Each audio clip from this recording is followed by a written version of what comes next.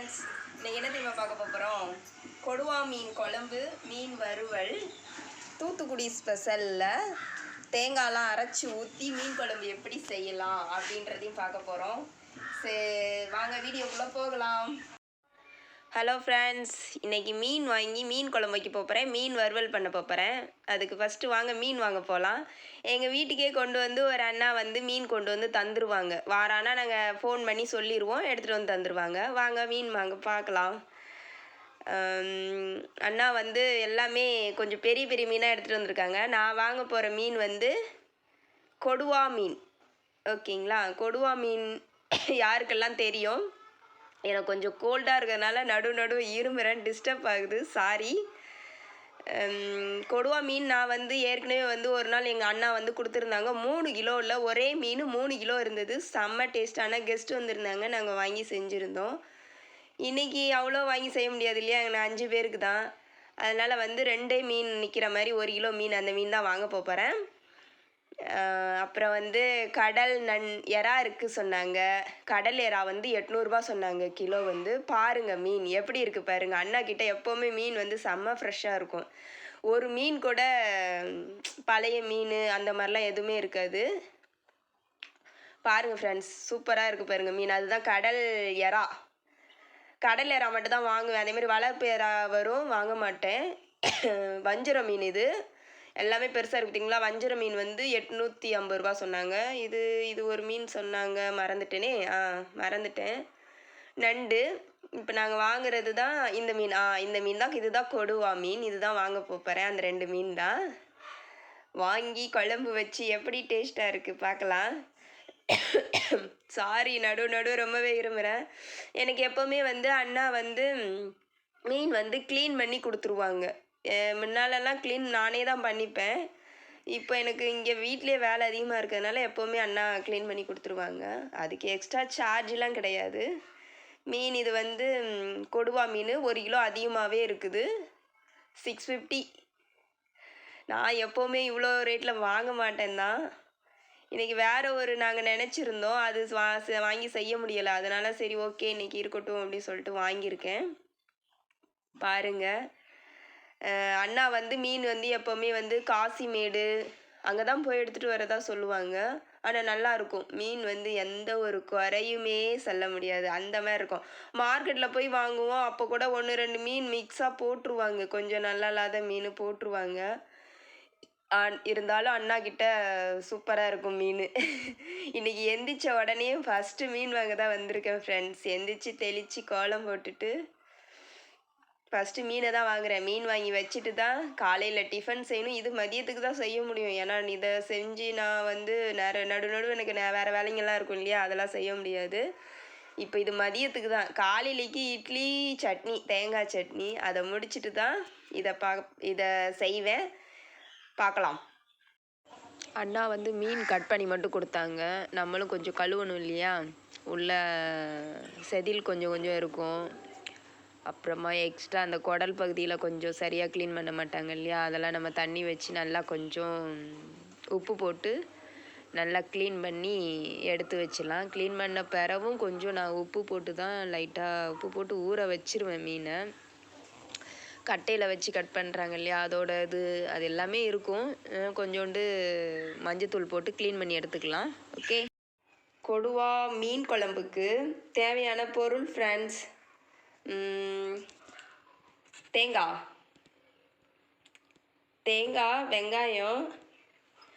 வெங்காயமும் தேங்காயும் வந்து ஒன்றா வந்து மிக்ஸ் பண்ணி அரைச்சிருவோம். ஏன்னா தூத்துக்குடியில் அப்படி தான் மீன் குழம்பு, சாம்பார் எல்லாத்துக்குமே வந்து தேங்காய்லாம் அரைப்போம். அதேமாதிரி இப்போ கொடுவா மீன் குழம்புக்கு தேங்காயும் வெங்காயத்தையும் ஒன்றா தான் போட்டு அரைச்சிருவேன். அப்புறமா தாளிக்கிறதுக்கு வந்து வெங்காயம், தக்காளி வந்து நசுக்கி விட்டுக்கலாம், கட் பண்ணி போட மாட்டேன். பச்சை மிளகா, தாளிக்கிறதுக்கு கருவேப்பிலை, கொத்தமல்லி, குழம்புக்கு. அப்புறமா மீன் வறுக்கிறதுக்கு வந்து இது மாதிரி பண்ணி பாருங்கள், நல்லாவே டேஸ்ட்டாகவே இருக்கும். எப்படின்னா, மீன் கழுவிட்டு அதான் வறுக்கிறதுக்கு தேவையான மீன் எடுத்து உப்பு போட்டுட்டு அதில் கொஞ்சோண்டு மஞ்சத்தூள், நம்ம குழம்புக்கு போடுவோம் இல்லையா மிளகாத்தூள், அந்த மிளகாத்தூள், அப்புறமா வந்து அது கூட இன்னொன்று சேர்க்குறோம் பாருங்கள், அது சேர்த்தா தான் இன்னும் டேஸ்ட்டே அதிகமாக வரும். தூத்துக்குடியிலலாம் வந்து இதுதான் ஸ்பெஷல். இங்கேயும் நிறைய பேர் இப்போ செய்கிறாங்க. ஆனால் எனக்கு தெரிஞ்சு தூத்துக்குடியில் தான் இது ஃபஸ்ட்டு எனக்கு தெரியும். மிளகு, சீரகம், கொஞ்சோண்டு பூண்டு, ஒரு 10 பல்லு போல் ஒரு பூண்டு, கொஞ்சமாக 1 ஸ்பூன் மிளகு, கொஞ்சமாக ஜீரகம், 1 ஸ்பூன் கூட வேணாம், ஜீரகம் வந்து கம்மியாகவே வச்சுக்கோங்க. இதெல்லாம் போட்டு மிக்ஸ் பண்ணி ஏதோ அரைச்சி எடுத்து வச்சுருக்கேன்னா இது குழம்பு மிளகாத்தூள், மஞ்சத்தூள், இது எல்லாத்தையும் உப்பு போட்டு ஒன்றா மிக்ஸ் பண்ணிடலாம். இது வறுக்கிறதுக்கு, இதுக்கு குழம்புக்கு. அவ்வளோதான். எப்படி செய்யலான்னு பார்க்கலாம். ஓகே ஃப்ரெண்ட்ஸ், குழம்பு வைக்க ஸ்டார்ட் பண்ணியாச்சு. முதல்ல இந்த பாத்திரத்தில் தான் குழம்பு வைக்க போகிறேன். எண்ணெய் ஊற்றிட்டேன். இது வந்து செக்கெண்ணெய், கடலை எண்ணெய் ஊற்றிருக்கிறேன். எண்ணெய் ஊற்றிட்டு கடுகு போட்டு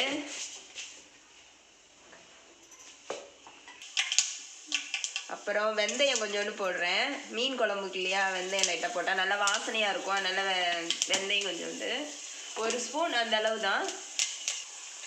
பச்சை மிளகா, கருவேப்பிலை, கொத்தமல்லி. இந்த வீடியோ எடுக்கிறது பாப்பா தான் எடுக்கிறாங்க. பக்கத்தில் சாப்பாடு வச்சுருக்கிறேன். 2 மீன் வறுக்கணும். சாப்பாடை வடிச்சிட்டு அப்படியே மீன் வறுத்துட்டா அவ்வளோதான், சாப்பிட வேண்டியது தான். சாப்பாடு வெந்துச்சு ஃப்ரெண்ட்ஸ், வடிக்க போகிறேன்.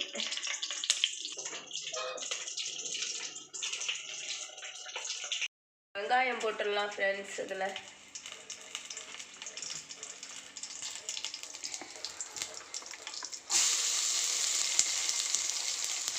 இது மாதிரி செஞ்சு பாருங்கள், மீன் குழம்பு நல்லாயிருக்கும். தேங்காய் நிறைய பேருக்கு பிடிக்காது, இருந்தாலும் இது மாதிரி மீன் குழம்பு ட்ரை பண்ணி பாருங்கள், நல்லாவே இருக்கும்.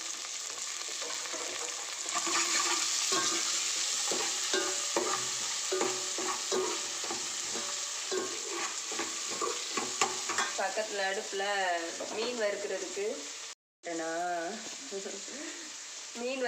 எண்ணெய் ஊற்றி வச்சுருக்கிறேன்.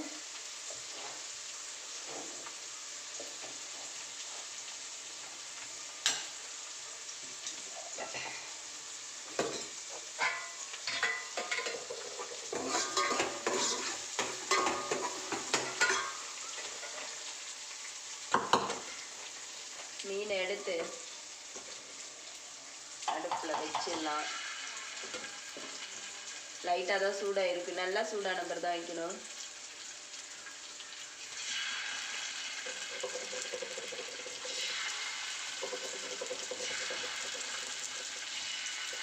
கரெக்டாக 6 பீஸ் தான் வறுக்கிறேன். ஏன்னா குழம்பு மீன் தான் அதிகமாக சாப்பிடுவோம். மதியம் ஒரு நேரத்துக்கு மட்டும்தான் வறுத்த மீன்.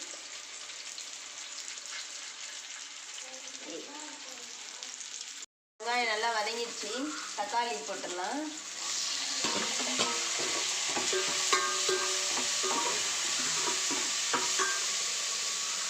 மீனும் வறுத்துக்கிட்டே இருக்கிறேன். கோல்டு முடிஞ்சு இன்னைக்கு தான் குளிச்சிருக்கேன். 2 நாளாக சுடுதண்ணிலே குளிச்ச மாதிரி இல்லை, இன்னைக்கு குளிச்சிட்டேன். இது நல்லா வதங்கணுன்னா புளி கரைச்சி ஊற்றிட்டு, புளி ஊற வச்சுருக்கிறேன். புளி கரைச்சி ஊற்றிட்டு நம்ம குழம்பு மிளகாத்தூள் இருக்கும் இல்லையா, அது போட்டு குழம்பு நல்லா காய விடணும். கொதிச்சு காய விடணும்னு சொல்லுவாங்க இல்லையா, அது காஞ்சதுக்கப்புறமா லாஸ்ட்டாக மீன் போட்டுடணும். மீனை மாற்றி எடுத்து போட்டுடலாம்.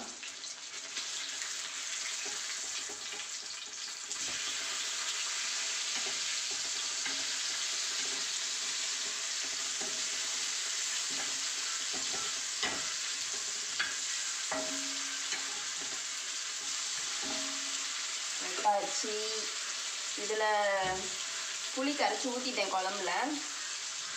தேங்காயும் வெங்காயமும் அரைக்கணும்னு சொன்னேங்க, அரைச்சி வச்சுருக்கேன். அதையும் போட்டுடலாம்.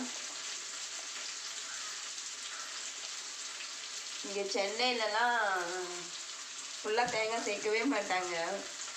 ஆனாலும் நான் வந்து இன்னும் அந்த தான் எங்கள் வீட்டில் எல்லாருக்குமே தேங்காய் ஊற்றினா தான் எல்லாருக்கும் பிடிக்கும். அதே ஸ்டைல் தான் இன்னுமே மாறவே இல்லை எதுவுமே. ஒரு சில விஷயங்கள் தான் மாற்றிருக்கோம், எல்லாமே இன்னும் மாற்றலை.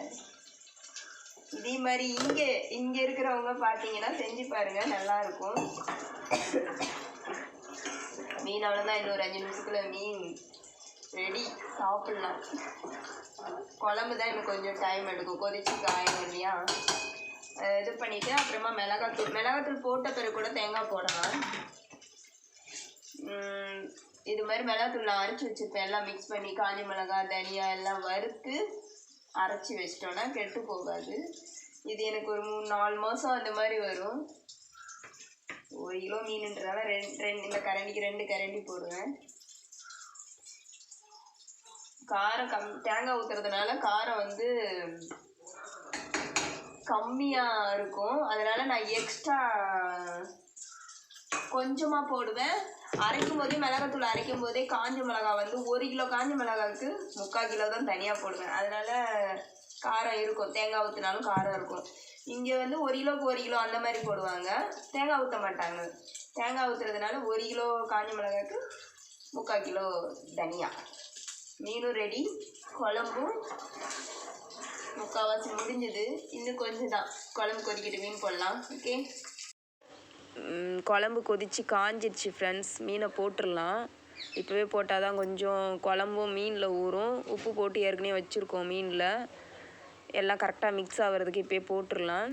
போட்டுட்டு அவ்வளோதாங்க, குழம்பு முடிஞ்சது. இன்னொரு நல்ல ஒரு வீடியோவில் பார்க்கலாம். இப்போ போய் நாங்கள் சாப்பிட போகிறோம், நீங்களும் வாங்க. ஓகேவா, பாய்.